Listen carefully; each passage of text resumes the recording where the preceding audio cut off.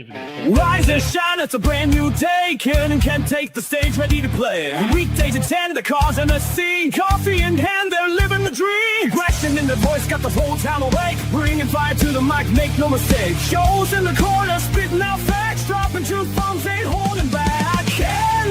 Ken in the morning, feel the heat. From 10 a.m. CST, can take a seat. We live and love that great in the mind. Can and the bold. Light up your speakers, crank up the sound. They're talking about life upside down. Opinions exploding like a sonic blast. In the studio, they're built to last. With passion and grit, they engage and ignite. Every single week, their foes can't fight. From sports to politics, This is a Huddle Sports Network broadcast. You can find us on Roku TV, Amazon Fire TV, Facebook, and of course YouTube. Get all your NFL news here first. Good morning. Welcome to another edition of Ken and Ken in the Morning. I'm still sharing this out to all the X communities. How you doing this morning, Ken? I'm breathing, so I can't complain. Well, you can. You could. Oh, I can? All right. Well, you know what? Screw all this. But good morning there, Bill. Good morning, Bill. Yeah, good morning there, Fred. Oh, we have a Joseph in the house? Yes, we do. And we have a fence already. Oh, wow. He's already home. No shit. Oh, geez. Fred's going off, isn't he? Oh, yeah. Okay, slow down, Fred. It's just one win. Yeah, but, I was looking at two things. One, Although, hey, I did pick the Lions. I was surprised at how bad of a game Baker had last night. He missed a lot of throws. But credit to the Lions, who played really well. Mm-hmm. Credit the Lions secondary, dude. Like, they don't have a single guy that they started the season with in there. And they did a good job. Like, I watched a chunk of that game, and their DBs were playing pretty good, man. I got to give them that. Yeah, that Kevin or Calvin Shepard there, he's proven to be a real defensive coordinator. Yeah, I mean, look, with both coordinators, they're using the same 90% of the same stuff that was already there. I mean, we knew that was going to be the case, that it was basically the same. They make some small changes, because they kept it in-house. But the play calling would be different. But they've done a good job. I'm not trying to take anything away from them. They've done a pretty good job. Mm-hmm. It's going to be interesting as it goes on, and they have to make more changes to what they inherited, whether they do good changes or not. It's going to be interesting when they play the Bears. That will be interesting, but that's what, 5-6 weeks away now? I mean, it's still far enough away. There's a lot of... Yeah, but I think it's going to be interesting because of what they have. Like, are they going to go in there and it's sort of like the Gruden Super Bowl with the Raiders? Like, are they going to go in there and try to run Ben Johnson's offense against them? Do you think that he doesn't know, like, how teams have been successful against him in the past, right? Like, do you think Ben Johnson, when the Lions went 15-2, do you think that he didn't look at those two losses and see what they did defensively and be like, oh, okay, so this works against me, this works against me? Like, that's all I'm saying is, like, I expect that, the Lions, they better have some surprises, some little trickery plays in there, that Ben Johnson didn't create. They're going to have to do a lot of things different because, like, the Week 2 game, the Bears in Week 2 compared to where the Bears are now is night and day. It is night and day. That's another reason. It's two totally different teams. So, yeah, there's going to be that element of it. I'm sorry, kid. I wasn't trying to interrupt you. I was just like, that's another interesting. That's what makes that game interesting to me is, like, the fact that the Bears look like a totally different team. Like, they seem to have hit their stride. The Lions are obviously rolling, right? Like, they just knocked off what we all thought was probably the best team in the NFL right now. And they didn't just beat them. Like, I mean, for all intents and purposes, they kind of dominated them. You know? Yeah, I mean, Baker and company, there we go. Only 5 minutes today. All right. I think I did it right today so people actually see it unlike yesterday. So last night, I think, was a combination of a lot of things. They got back on the horse after the bad loss to Kansas City. They were a little fired up at home. Also, the revenge for last year's loss at home. Mm-hmm. Plus, Baker had a bad game. His throws weren't what they normally are. He missed guys he normally doesn't miss. Yeah, they made it interesting at the end, trying to make some drives and get some interceptions, or couldn't get turnover on. How many turnover on downs did he have? 2 or 3? I mean, they had a lot of turnovers, which is uncharacteristically them. So it was the perfect day for the Lions. They played really well. The Bucs did not play really well at all. They had a couple moments. Like, ooh, here comes Baker. You're going to do something. Oh, no, he's not. That's how it felt yesterday with the Bucs. The Lions, like I said, great rebound game. That they needed that. They played well. They may have lost another DB, though, who's been a surprise guy from, what's his name, Sin? Yeah, Rock Sin. Yeah, like he's former Raider. Yeah, he's been a little bit of a surprise from this year, and he looked like he got a little banged up yesterday. So it'll be interesting to see how they are going forward. These next couple games. Baker did not have a bad game just because of the Lions' defense. I'm sorry. There were times where he was totally clean in the pocket and made terrible throws. And Baker in pressure. Okay. Baker makes some amazing throws in pressure. He wasn't making them yesterday in the same types of situation he faces. Can't both things be true at the same time? Not to Lions fans. They have to have been the reason for everything, it seems. Because here I am trying to give give them credit. And they're saying, oh, no, it's all because of us because Baker did nothing wrong. No, Baker had a bad game. He did. And you can't. I mean, look at the stat line and look at, like, I saw it, like he was missing guys that he doesn't normally miss, and that's absolutely true. And on the same token, the Lions defense played really well as well. Baker picked a bad day to have a bad game. Yeah, but it was kind of due. I mean, wasn't it? I mean, next one up. Joe, read this comment. Tell me how funny that is to you. I mean, Baker's been kicking people all season under pressure, dude. Like, and that's kind of what I was leading to, is like he was due for a bad game. Like, you can't have 17 straight phenomenal performances. Nobody does, right? Like, I think the Lions caught the Bucs on a good night. The Lions played really well. The Bucs, not so much. Not so much. And it sucks for us because we wanted to see that slugfest where both teams are playing at their best, right? And that wasn't really what we got. Maybe the Lions fans don't watch the Bucs enough to understand that he lives under pressure, right? The guy is always under pressure in Tampa. One thing Tampa could do better is get an offensive line, because their offensive line doesn't protect great. I mean, oh my God. I'm just done with Lions fans today, man. This is what I'm tired about Lions fans. You give them credit for playing a good game. Are you not? Are they not listening? Like, and then you also mentioned that, hey, look, Baker also did not have a Baker game. He was off. He missed throws. He doesn't miss.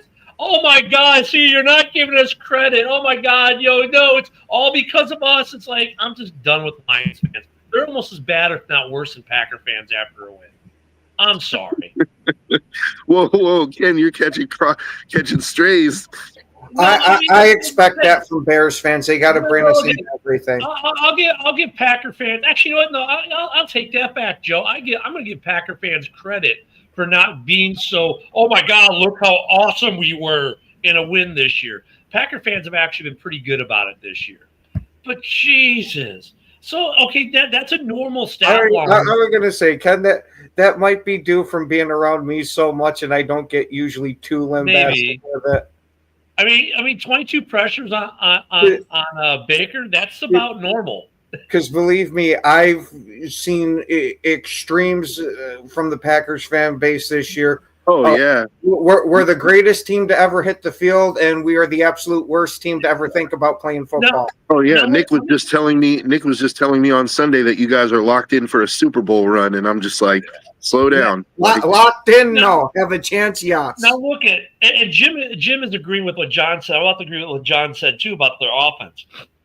Because I had Goff starting last night in fantasy. By the way, yes, I did beat Woody, not because of Goff, but because of Kate Otten.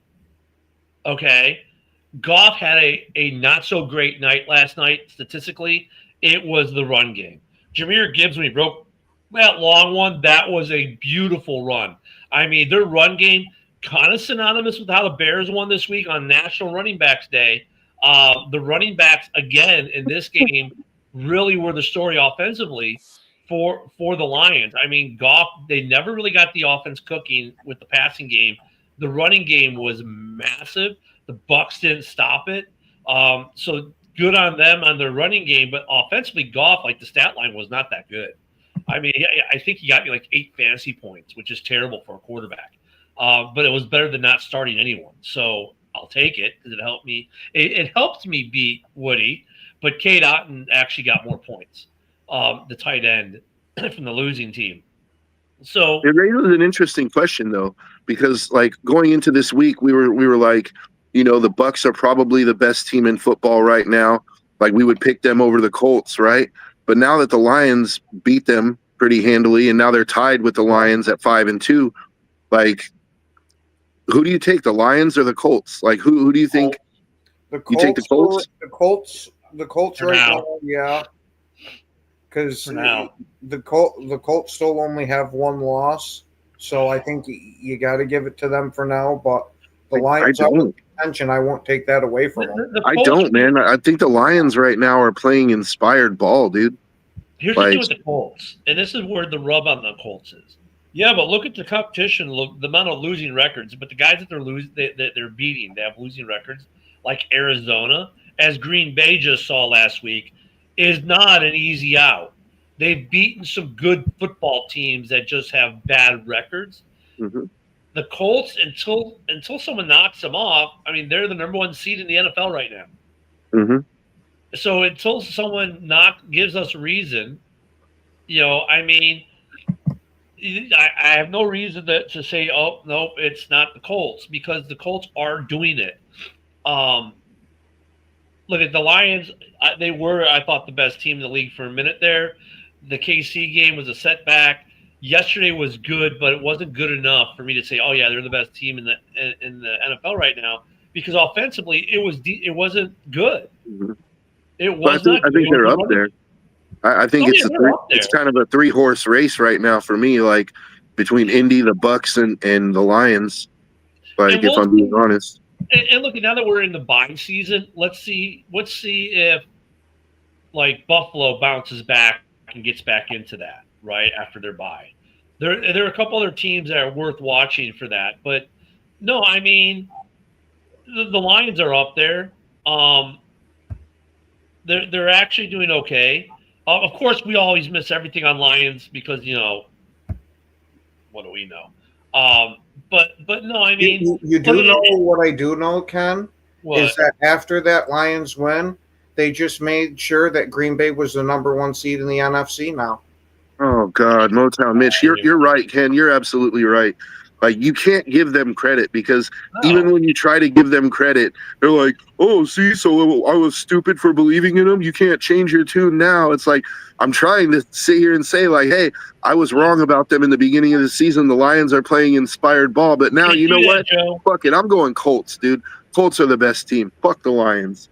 How about that? I mean, only Lions fans can turn a victory into, like, you know what, FTL. You know, only Lion fans can do that to you after a game. I mean, look, it was a big game. They should be pumped because they beat a good football team that's going to win their division. You know, they did look impressive for the most part. Defensively, they looked pretty impressive. offensively, they seemed impressive, but like I said, it was majorly it was the running game. They never got the passing game on point yesterday. It was like the Bears game against the Saints. The Bears looked impressive, but they never got the passing game going. It was the running game. But the Lions' running game was better than what the Bears did last week. And don't get me wrong, but so I mean, they showed like, okay, it'll be interesting to see what next week brings, and the week after that for all these teams. But I mean, they had a good win yesterday. Baker probably had his worst game of the season in every way. He missed throws he doesn't miss. He was overthrowing guys, going high, going wide, doing things he just doesn't normally do. And look at Baker lives under pressure. Like, when do we not see Baker Mayfield under pressure making phenomenal plays?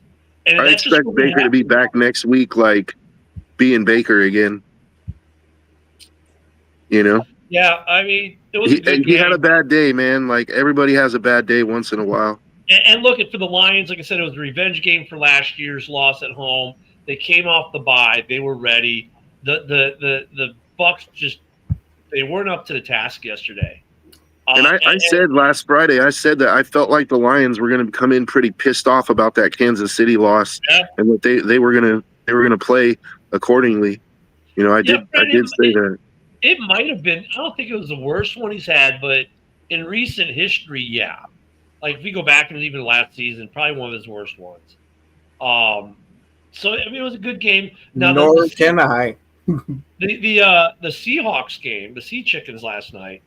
Hey, the 12th man was back there in Seattle. It was funny though. I felt sorry for Seattle because like everyone's watching the baseball game as they're at the football game, right?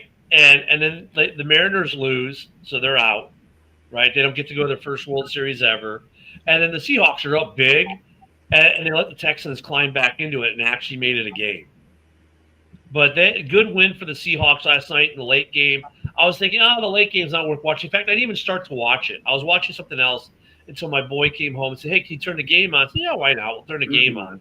And then actually it turned out, it was like 14-0. I was thinking to myself, there was a reason I wasn't watching this game. And then all of a sudden, it became a game. That was actually a pretty good game. I'll tell you why, Jim. I'll tell you why there's always a but. Because Lions fans don't allow for buts.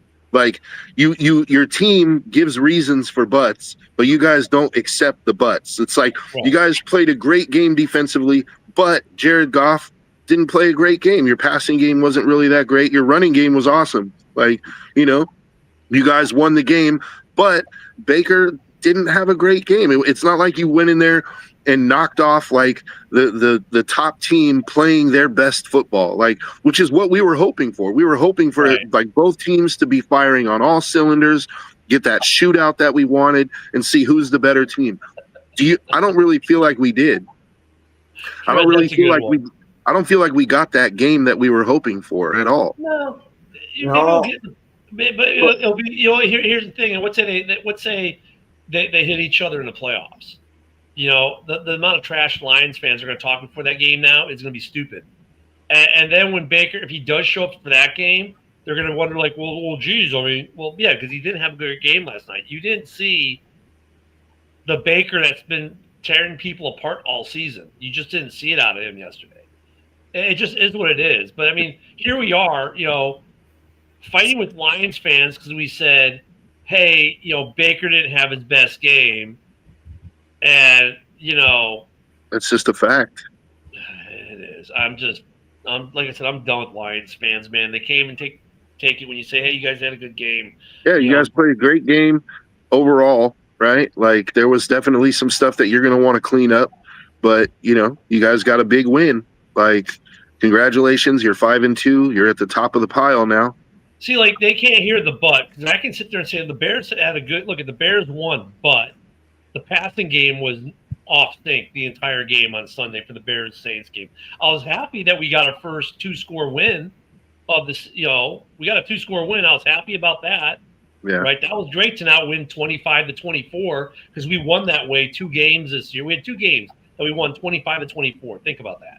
It was great to have a 2-score win. It's great that we saw the running game get going again 2 games in a row. That's a great sign. But but But here, listen, Lions fans. But the passing game was out of sync. It's Didn't great the that the Packers put defense. 50 on them? I thought Now? the Packers. Mitch said everybody has a bad day against the Lions. Like nobody puts Not up the 50 Packers, against they us. did it. Didn't the Packers put 50 on you or damn close? And wait, you ready for this one, Lions fans? There's only one team in the NFL who scored 21 plus points in every single game they played this year. Guess who that team is? It's not the freaking Lions. Yeah, but didn't the Packers put like 40 something on them? Guess what? There's only one Oh, we team in put the 27 NFL. on them. There's only one team in the NFL that scored at least 21 points plus a game in every game they played this year. Guess what team that is?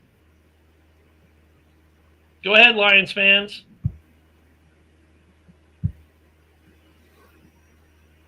You guys want to take a shot? I'm guessing. If you're saying it, it's got to be the I was going to Bears. say, of course. Everybody, It's the Bears. nobody had to answer that one. Yeah, it's the Bears. Yeah. So don't talk to me about, come on, there's always a but. And you're right, Bill. Like, Mike Evans went out again.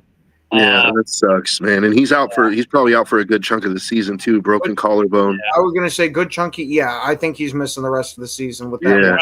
Yeah. He might be able to get back by the playoffs, maybe. Yeah. Possibly, but he's not going to be 100%. That injury is like an 8-week injury, dude, at least. So there's always I was just going to say it. You know what sucks? Like when butts only work in wins. Like, you know what I mean? Like, because I could sit here and be like, yeah, the Raiders are 2-5, but it just sounds like a bunch of bullshit. You know what I mean? But Geno sucks. It's like, yeah, well, that's the reason you're 2-5. Like, I mean, Joe, that reminds me, I got a video to send you after the show. It's funny though, because like you look at this week, and no one knew it until they talked about it on Sunday Night Football. It was National Running Backs Day. The running backs this week were big in a lot of these wins. Like the Bears game, it was the running game. The Lions last night, it was the running game. Obviously the Niners game was running all over the place. Even the Raider game, it was the lack of the running game. Like they ran Genty 6 times in the whole game. Like that's, Oh yeah, Craig, I could give two shits about that. Like, you think I care about last year's record? Wait. I thought the past didn't matter. It doesn't. That's what I said. You think I really care about that's what I'm saying. Lions fans all the time say past don't matter. But actually, Craig, the one thing that is with that, we were 4-2 last year, and we were 4-2 this year. It's like, so which way are we going to go this year? But it goes back to, I think, what Joe said and we were talking about yesterday. Last year that game against the Skins sent the teams in two different directions. And we were wondering if that wasn't the case again this year, because the Bears go into DC this year, beat them, then go on to their first 2-score win, whereas then the Commanders go to Dallas and just get trounced. So I wonder, could it be the inverse this year? I don't know. Maybe. 22 miles an hour. Last year has nothing to do with it, but it would just be kind of, I don't know, interesting if that's the way it goes. Like, well, that's just interesting, right? It's one of those things. Jahmyr Gibbs on that run was clocked at 22 miles an hour, dude. That's fucking fast, bro.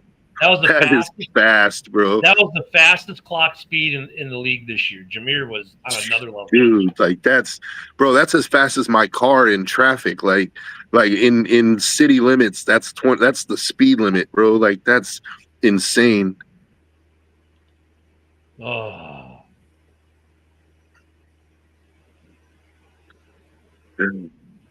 Yeah, just the Bucs just offensively yesterday just hit the bed, dude. Yep, I know, Fred. I know. It's the ones that the fans are going to fan, and then there's the fans that are like, okay, let's think about this. We all have fans in our fan base that do dumbass shit.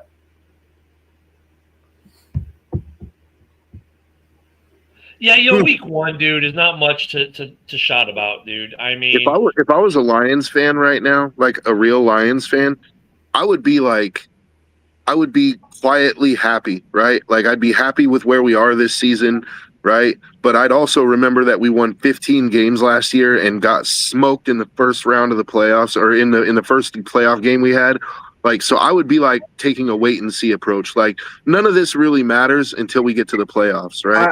I'm gonna say, from a Packer fan perspective here, of all the years of us going to the NFC Championship there and falling short, the first few years that it happens, you're still going to think you're the best team around, and you're going to be gloating about it.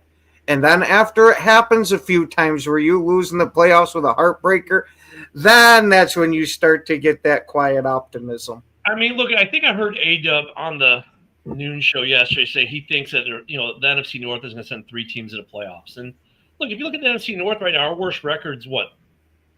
Is the Vikings. Yep. And they would probably be in second place in the other divisions. You guys think the Lions win 15 again? No, I don't think so. No. I don't think so. But I think, look at the North is going to be an interesting place. I think, like, between the Lions, the Packers, and the Bears, who ends up in first right now, if I was putting money down, I'd say probably the Lions. Because, like, look at the Bears are trending the right direction, and we've seen the improvement every game. And if they ever put the running game and the passing game together with the way this defense is playing now, I mean, look out, right? But they haven't, so I can't say that yet.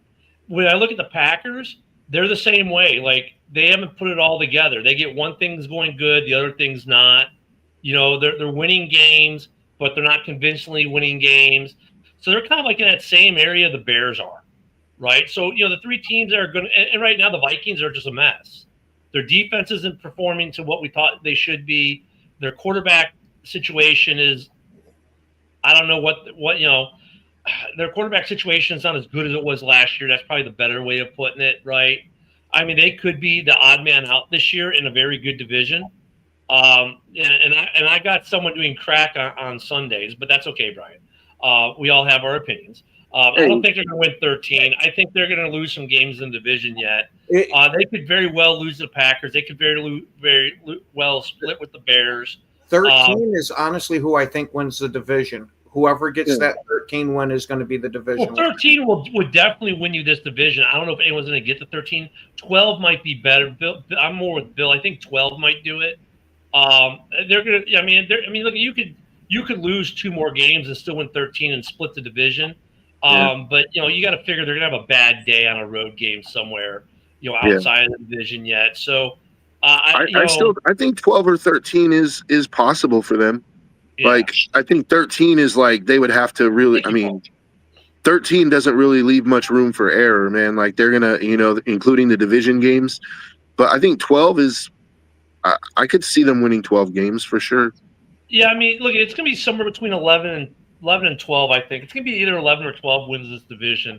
I mean, because when you get to division games, there's so many variables, and like week 18 is a variable because, like, if they've got the number 1 seed locked up, and let's say they play the Bears, and let's say the Bears and the Lions have their seeds locked up, like, that's not going to be a game. That's just going to be like a whatever game. So, you got to look at stuff like that too. We'll see what happens. I mean, 11-6, 12-5 are both in the possibility, are definitely there. I think the Bears, if they look at the Bears, keep playing if they win these next 3 games, I mean, they're going to be set up really well. Plus right? 8. Then they'll be 7-2. I mean, and then you're talking. We got a couple. We'll have what, like 4, 5. We see 2, 3, 4 division games in there. I mean, they'll be set up well where they're looking at 10 or 11 wins. The Packers could be in the same boat. So yeah, I mean, it's. The North is interesting. 12 games could be there, but I think I'd probably err on the side of caution and say 11, just leaving a little bit of wiggle room there. Yeah, because there's also something that doesn't really get talked about a whole lot, but you see it every year. It's like you have these teams where the teams that are like at the top of the pile, right? Now all of a sudden every week is a playoff game because the team that's coming to play you wants to beat you. They want to knock off the best team in the league, dude. So you're going to have, like, the more games the Lions win, the bigger the target on their back is, you know? So it's like there are no easy games going forward. Like even the games that you think should be easy are going to be trap games because Well, yeah, they're going to because come and play you tough, man. Like, so they get the Vikings at home, right? November 2nd, right? like Yeah. look at Kansas City last year, right? Kansas City had to go on that crazy run to like make the playoffs, right? I mean, Because and every okay, so- game was close. Why is that? It's because every team was like, you know, trying to stop their momentum, trying to knock them out, and nobody wanted them in the playoffs. So, like, look, You know? they get the Vikings at home. They could probably win that game. Then they go to the Commanders, and the way the Commanders are right now, That's they a should win. win that game. The Eagles will be a good game on, Mhm. on Sunday Night Football on November 16th. That's one they could lose if the Eagles are right. So there's one there. Then they get the Giants at home, and the Giants are not an easy out like we all thought they were. I mean, but they should win that one. Then they get the Packers at home, and that's going to be a tough one. That's a revenge game. They could lose that one. Then they get the Cowboys. I mean, they should win that one on Thanksgiving, or not Thanksgiving. I'm sorry. They play 2 Thursdays in a row. They get the Packers on Thanksgiving. Then the following Thursday, they get the Wait, hold on a second. Huh? Yeah. Then see they got a weird schedule because look at on the 23rd they get the Giants at home, and then 4 days later they get the Packers. So that's advantage Packers there, right? Then they get then the following Thursday they get the boys. Then they get the Rams. They could lose that one. You know, then they get the Steelers. That could be a good game. Then they go to Minnesota, and then they get the Bears. So I mean, they could really. There's like 2 to 3, maybe even possibly up to 4 losses. Really, you could see there depending on what happens on any given Sunday. So that's what I'm saying. 11 or 12 games is probably on point. That I mean, they should win 11 to 12. Look at the schedule, but there are a couple games in there that are like, okay, there are going to be some tough outs. So if they happen to have a bad day, when the Steelers come to town, or they happen to have a bad day, you know, in LA, you know. I mean, I actually think that Cowboys game might be closer than people think. Like Dak's playing really well right now. Well, actually, that stretch there where they go Giants, Packers, Cowboys, dude, that's not an easy stretch because look, you go from Sunday Night Football against the Eagles, okay? So you're the late game on Sunday. Then then you got the week, so you're fine. But then you get the Giants at home. Then you have that's on Sunday noon game, good because then Thursday you get the Packers. And then the following Thursday, you get the boys. So that between the Giants-Packers game, you only have, 3 days, really? And then, boom, you go again. And then you get to the following Thursday. So, you get a full week. The NFL didn't really do them a solid. They didn't give them the mini-bye, right? They didn't give them the mini-bye, which they could have done and had them go Sunday against the boys. But no. They made them both go a Thursday again. So, but the boys are playing Thursday too, like they do now. So there's no really advantage for either team in that regard. But there is a huge disadvantage for the Lions going into that Packers game.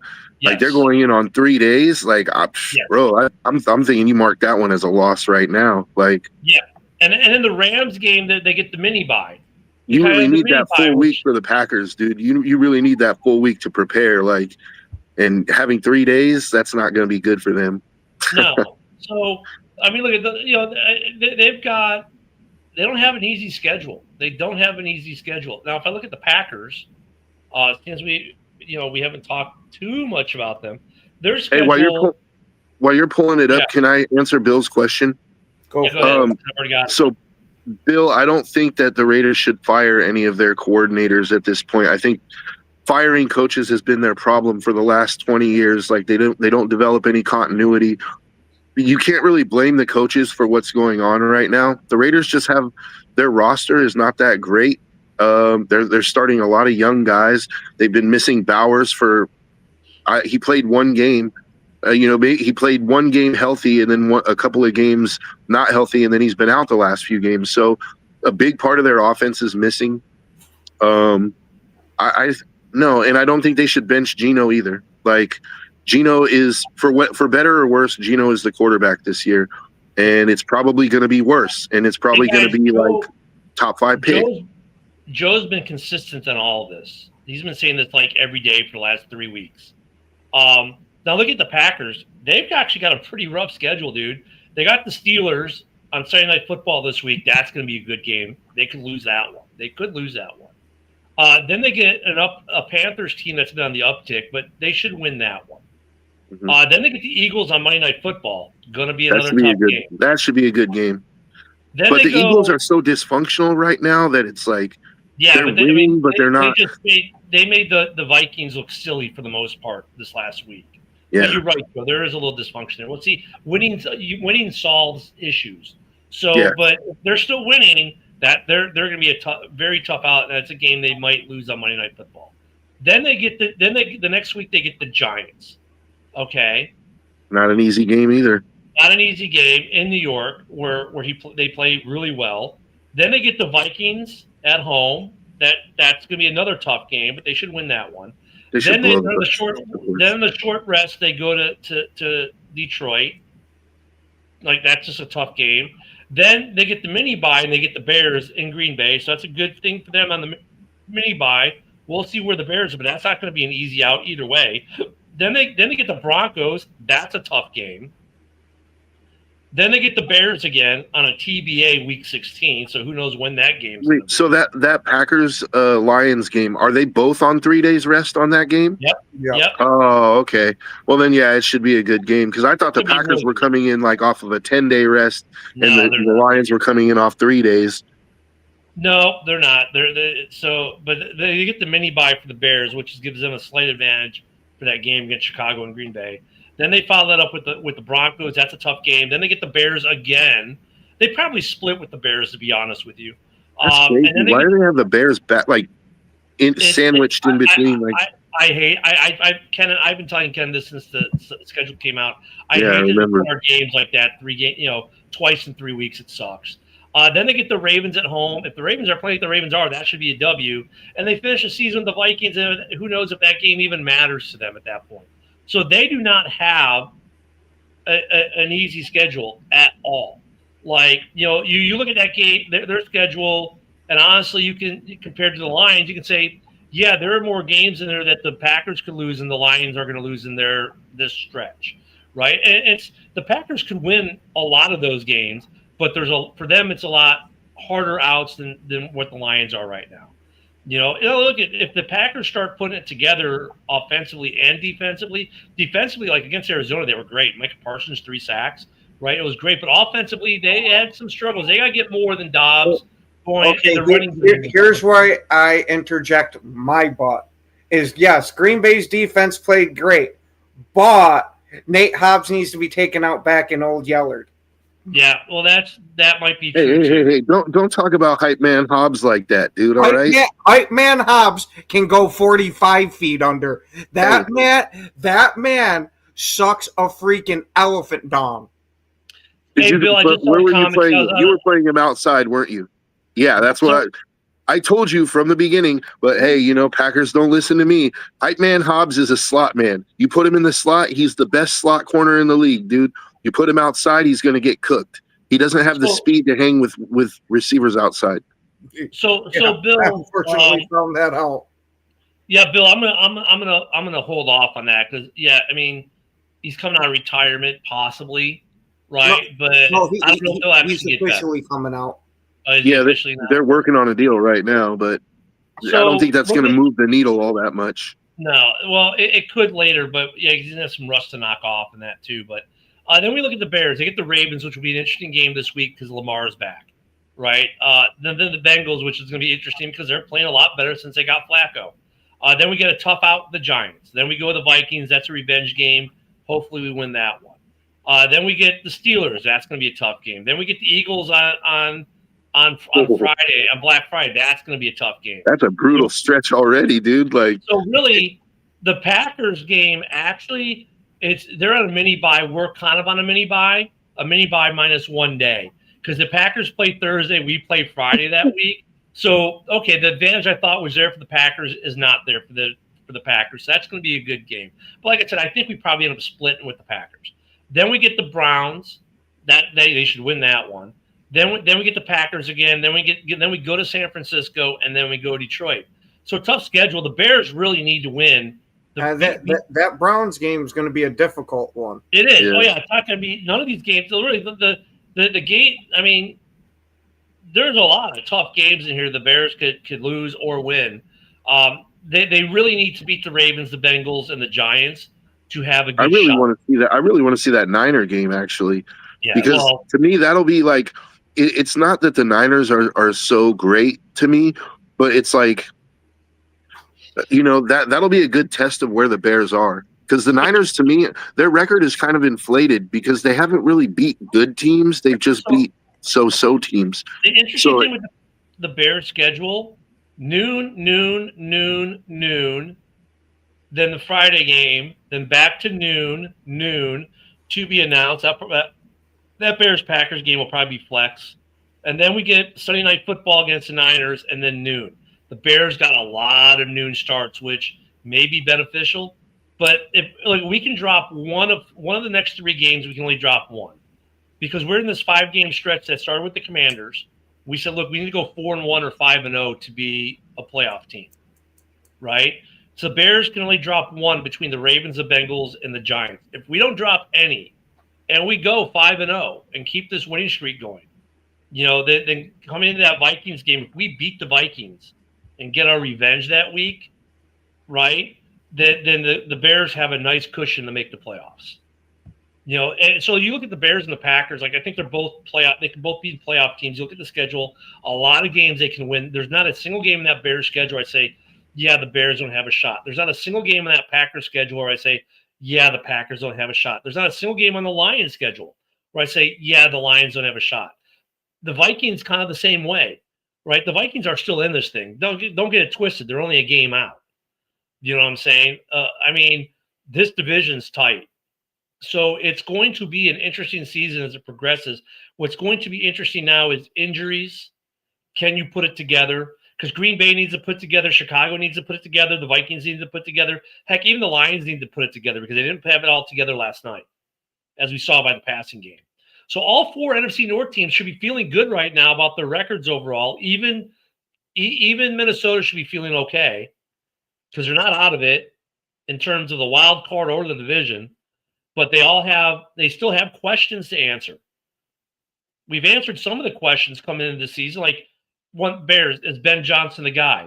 I think that's a resounding yes from what we've seen so far. Right? Now the question is is the offensive line good? I think we've answered that question. Now, though, the new question is, can they put together the pass game and the run game at the same time?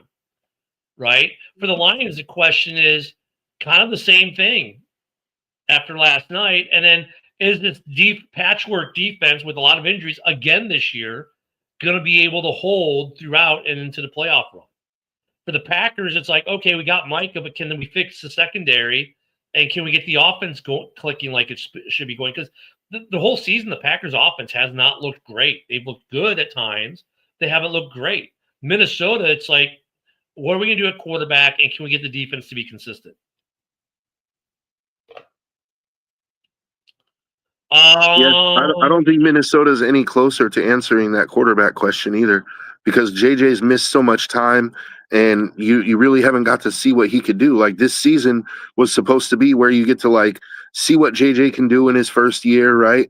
And you haven't got to see that. So you're going into, I don't know. I mean, how much longer is Wentz going to be starting? Do you know? No, and it looks like Burrow's out till mid-December. So, no, he's not coming back. Yeah, but I want to know, how long is J.J. McCarthy going to be out? Because, this season was supposed to be you get to see what you got in J.J., and it hasn't worked out that way at all, So it's like, here you're going to be potentially going into year 3, and you still don't even know what you have. So you're almost in that Jordan Love situation where it's like, you get 1 year of tape on the dude. It's a little bit different, but yeah. It is different because it's injuries and not, Jordan Love sitting on the bench behind Aaron Rodgers. But you get what I'm saying. The result is the same. You're looking at 1 year of tape on a guy to try and make a decision on, do we extend him? Do we make him the guy? So, and they're missing Aaron Jones too, which is not good. Maybe McCarthy could be back Thursday. Could be back soon. He did have limited practice last week. But when's he going to be a full go? I don't know. Aaron Jones could come back week 8 as well, so they could get them both back in week 8 in theory. Whether they I hope will for or their not, sake that they do. I hope they do so that they can see what they got. yeah. And Fred, here's the thing though with the Packers and the Bears, because they've both had the same issue, right? They've had flashes, they've kept games close, and they've won close games that way. The Packers too. I mean, the Packers losing to the Browns. I mean, Garrett. Just say it, Garrett. He wrecks games. For them, that Cleveland game was our Raiders game. With Max Crosby. Max Crosby played out of his mind that game. Those are teams that you got to be careful for, because if they put it together towards the end of the year, or they finally get it put together, those are the teams that when you lose to them in the playoffs, like, how do we lose to them? Because they're putting it together at the right time. But Joe's right on JJ. I mean, JJ, he's got to stop being injury prone. Yeah, we know Wentz is injury prone, but for them, it's even more so important on JJ, because if he gets injured again this year, let's say JJ comes back and he gets injured again this year, like, what do you do in Minnesota? Now you have 2 years of this kid where he hasn't been able to play for 2 years for the most part, sparingly played. Do you really put the hat on his coat rack, say you're the guy, or do you start thinking I need to go get a quarterback if you're Minnesota? I'm not the GM of Minnesota or the head coach, but I start looking in the draft this year. If he gets injured again before the season is over, I'm looking. I'm in the draft, especially in this draft class. There's probably 4 or 5 first-round quarterbacks.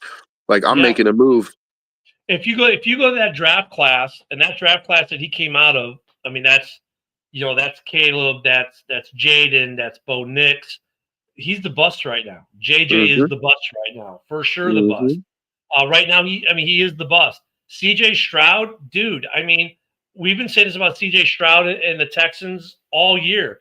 They're living on the hype of his rookie year. He has not been good the last 2 seasons. Last night, he looked terrible. He didn't make any, like, oh my God kind of plays. I mean, God, he got strip sacked how many times? And a couple of them they got back because of penalties or whatever. Dude, Stroud is not playing good again this year. The Texans are living off of that overhype of 2 years ago still. But I don't think it's Stroud's fault as much, dude. Like, I don't look at it like Stroud has regressed. I look at it like his offensive line is fucking terrible, dude. It is, but some of the stuff he's doing, he shouldn't be doing. Like, dude, I mean, he's getting strip sacked. Like, I mean, he had what, 3 or 4 strip sacks yesterday. Luckily for them, only 1 counted. They've had he has no spatial awareness at all. And knowing that your offensive line's bad, he should be more prepared than he is. He's just not looking prepared at all. He's put it this way: if I was, I would trade for him right now. Like, if I was the Raiders GM, I would say, like, hey, look, he's not performing for you. Like, we'll take him. What do you want? I mean, that would be the trend for Stroud NFL, right now. Look, I think if Stroud goes to a different team, maybe you see something different. I mean, obviously we look at the guys like Mac Jones and Indiana Jones, where that's been the case. But I think Stroud, man, he's trending down right now with Texas. He's trending down. That team is trending down. They're living off that hype of 2 years ago still. I agree. But I think a change of scenery could do Stroud some good, dude. I really do. I agree. And if he could come to the Raiders, because I wanted him. Like, the year he came out, I wanted the Raiders to get him. But here's the question right now: who would you rather have, Young or Stroud? Let's revisit that. Out of Bryce Young, I'd rather have Stroud. Like, I think Stroud still has the tools. He's under duress so much, dude. And like, DeMeco Ryans is a really good head coach, but he's not an offensive coach. I really think Stroud needs somebody who's, like, good with quarterbacks, to, like, really just work with him. Like a guy like I would love to see what Chip Kelly could do with him. You know, Ken, what like do you think? Stroud or Young? I would personally put Stroud above Young, but just barely. I think the gap between them has been massively closed in the past year or so. Honestly, I'm going to take Young. You know why? He's had that trial by fire, and he's learned to be. He's been compressed. That fire has forged him into a better quarterback than Stroud, who had it relatively easy that rookie year, and now he's been living off of that and all the hype, and he bought into the hype, and that's harder to forge yourself into a better quarterback when you already believe the hype of that rookie year. Whereas Young's had to battle his way through and is more of a battle hardened quarterback than Stroud is right now. I'm going to take Young because when the pressure's on, Young is going to be a better quarterback than Stroud is right now today. And if I'm the 49ers, I'm not letting Mac Jones out of the building. Oh, yeah, I'm not. No, if anything, I'd be like, "You want Purdy?" Yep. Yeah. Oh yeah, I'd give you Purdy in a We'll heartbeat. send you Purdy if you want. I mean, but this is interesting when we look at quarterbacks when they get drafted in the first round and how we are really quick. Like Jaden Daniels is another one. Last year, everyone's really quick to anoint him the next big thing. He's not having a good year this year. Yeah, and guess what? He's fighting injuries, and guess what? That's a knock on him because guess what? He's missing games yet again for injury.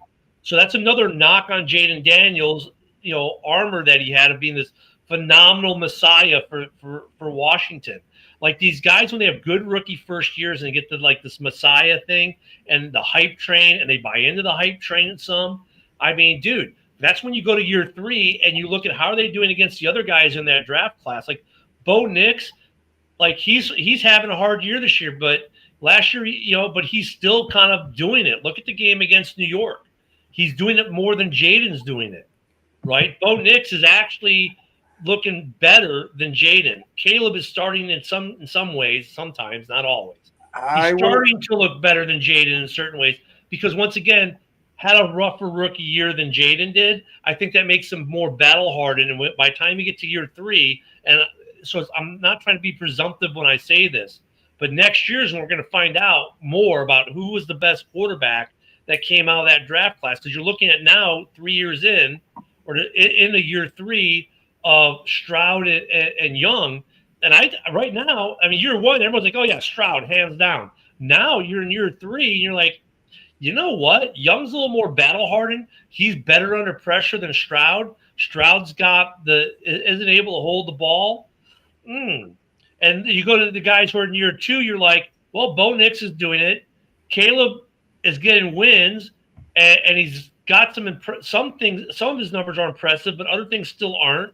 And you're like, well, Jaden is getting hurt, and he's making mistakes, and he's not as good as he was last year. So year 3 is going to be a big thing for those guys. Kind of like year 3 is a big year right now for Jordan Love. Year 3 is a better marker than year 1 or year 2, and that's the problem with CJ Stroud. He's still living off that year 1 hype. I agree with almost everything you said. But other than staying healthy, I cannot point to a single thing that Bo Nix does better than Jaden Daniels. I cannot. Like Jaden Daniels, even in losses, Jaden Daniels shows that he's that guy. Like Jaden Daniels is more flash than Bo Nix is for sure.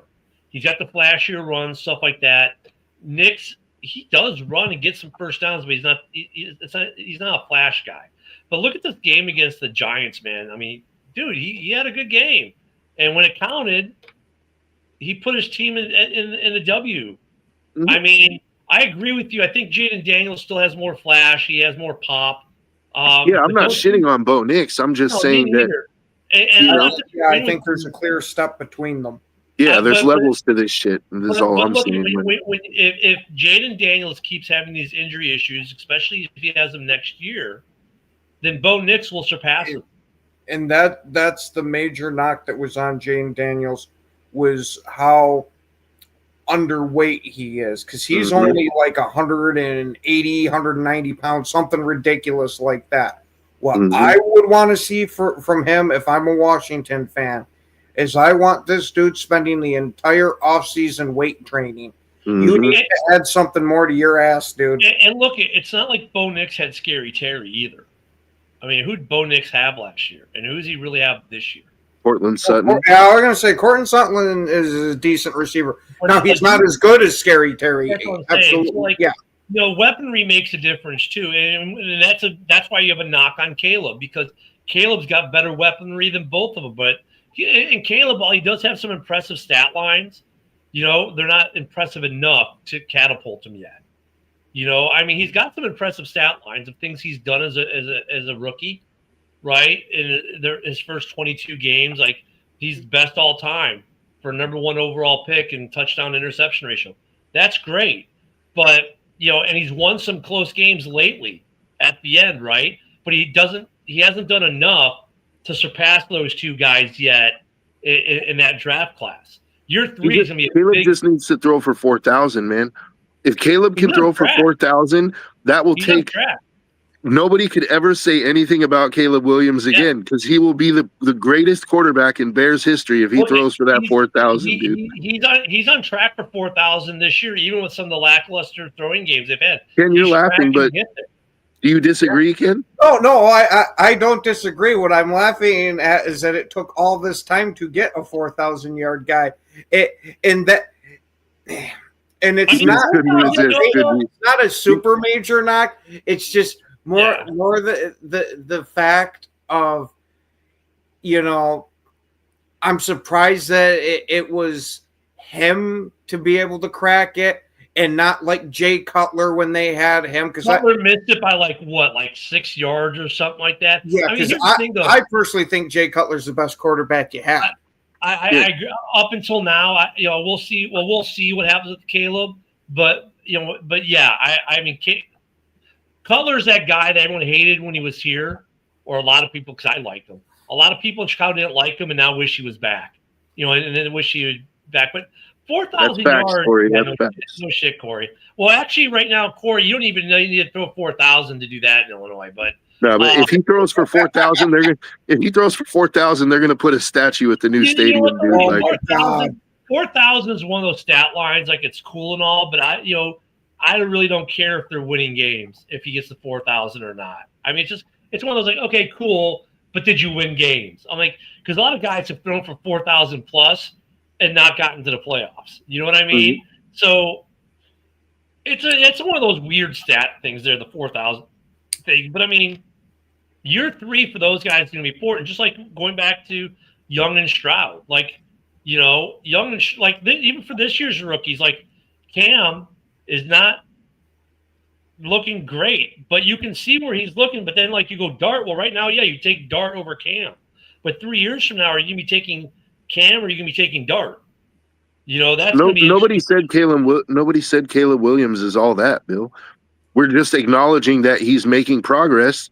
And, I think Ken was very clear that he's still got some areas that he needs to improve, but he has improved in other key areas. And I agree. Like Tyson Bagent, I like Bagent's a great backup for Chicago. I don't know if Bagent would be a good long-term starter, to be honest with you. I like Bagent a lot. There's a lot of things to like about Bagent, but there's a reason he's not a starter. Because Caleb's better. Because Caleb's better. If the Bears get in a position where they maybe need to trade him next year because he's going to cost too much to re-sign after next year, they will. And he'll get that. And because of the hype that's been built around, they'll get a nice paycheck for him. They'll get a nice draft pick for him. And he'll get a nice paycheck wherever he goes, too. And he will. And, dude, he got $10 million from the Bears, and the man about cried, which I thought was awesome. A lot of respect I have for Tyson Bagent. But he's not as good as Caleb.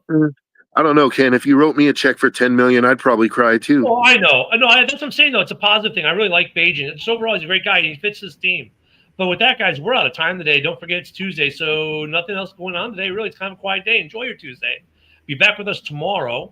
We'll be back here tomorrow, of course, and tomorrow being Wednesday is the big day. We got tons of shows tomorrow. We got Ken and Ken. We got the MMA. We got the Bears show, House Hall. Of course, today we still have the Daily Huddle.